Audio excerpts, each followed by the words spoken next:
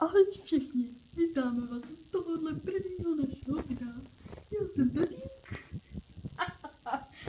A já jsem Jarda. A v tomhle videu vám ukážeme, jak namazat chleba. Nejdřív jdeme teda do kuchyně. Půjdeme teda do lednice, viď Jardo? Jo. A tady vidíte, že tu nic nemáme, tak si vyndáme chleba. Chleba v lednici normálka, ne? A tady maslo pomazánku nebo? lučinu. Pěkný chleba. Může být i rok starý, to vůbec nevadí. A nyní si chleba rozkrájíte. Nyní si chleba rozkrájíte. A vznikne nám z toho tenhle malý kousek. Tak. Tohle klidně vyhoďte, to už nebudete potřebovat, tak. A jdeme dál. Ještě malá technická, my nesmíme ukazovat naše obličeje.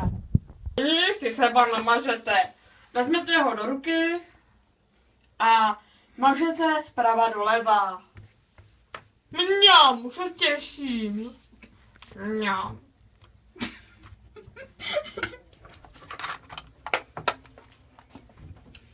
Když váš chleba vypadá takhle, můžete se pustit do jídla. A nejlepší je to s mlékem.